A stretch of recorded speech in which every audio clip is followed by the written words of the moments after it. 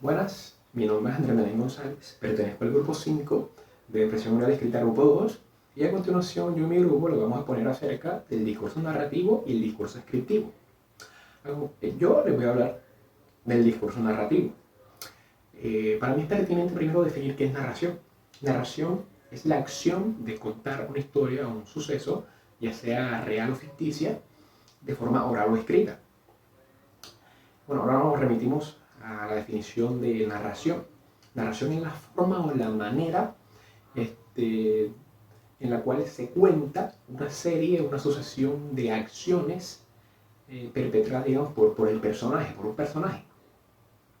Cabe recalcar que tanto el entorno como las situaciones, como los personajes, pueden ser real o ficticios y eso no le quita el carácter narrativo, ya que el objetivo del autor en la narración es que el receptor no se cree la historia en la cabeza, se imagine la historia.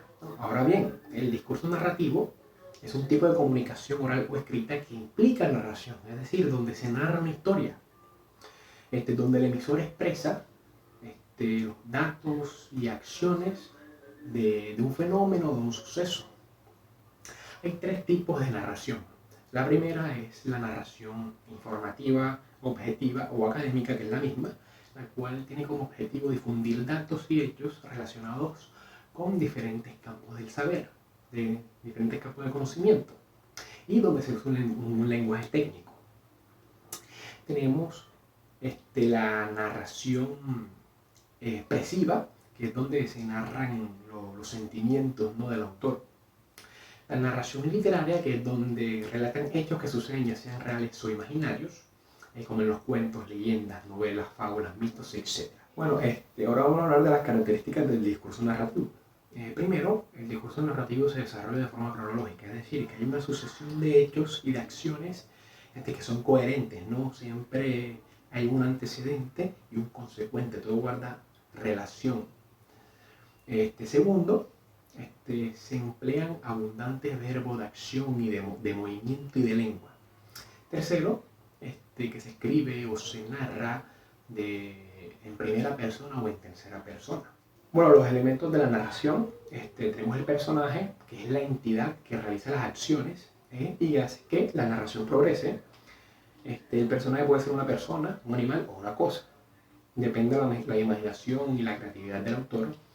Tenemos el tiempo, ¿no?, el periodo de tiempo donde se desenvuelve el personaje. Tenemos las acciones, que son los movimientos realizados por el personaje. Tenemos el espacio, que es el lugar donde acontecen los hechos, los sucesos, no es el espacio circundante, el contexto puede ser arquitectónico. Y tenemos el narrador, que es obviamente el que narra la historia, narra los sucesos. En ocasiones puede juzgar lo que está sucediendo en la narración, en la historia, y en ocasiones también se desconoce quién es el narrador. Sin embargo, obviamente es evidente su existencia. Bueno, vamos a hablar de personajes, de los personajes. Tenemos primero el protagonista, ¿no?, que es el personaje principal, donde gira toda la trama, el drama y el argumento de la historia. Este personaje suele resolver conflictos, ¿no?, resolver problemas. Y ahí es donde aparece el antagonista. El antagonista es esa persona villana, ¿no?, por decirlo así, que es el que impide que el protagonista brille y resuelva problemas. Por lo general, bueno, aquí suele haber una dicotomía, ¿no?, entre bueno y malo. Por lo general, el protagonista siempre es una persona bondadosa, el héroe, y el antagonista siempre es el villano. Además, también tenemos personajes secundarios, que son personajes en los que no son tan importantes, sin embargo, son con los que el protagonista y el antagonista, digamos, interactúan, ¿no?, crea relaciones. Y tienen como un objetivo secundario, por decirlo así, no tan importante como tal en la historia. La caracterización de personaje. Bueno, a veces el personaje es basado en una persona real, puede ser creación del autor. El autor utiliza ciertos recursos para dar a conocer en profundidad el personaje, ¿no? Que el receptor lo conozca, ya sea por medio de una descripción, ¿no? de su personalidad o una descripción de sus rasgos físicos, ¿no? de sus rasgos fenotípicos, y también por el diálogo, en la forma en cómo se expresa, de lo que habla, y además de las acciones, de los comportamientos que él perpetra, que el personaje realiza. También se puede dar a conocer cómo es, quién es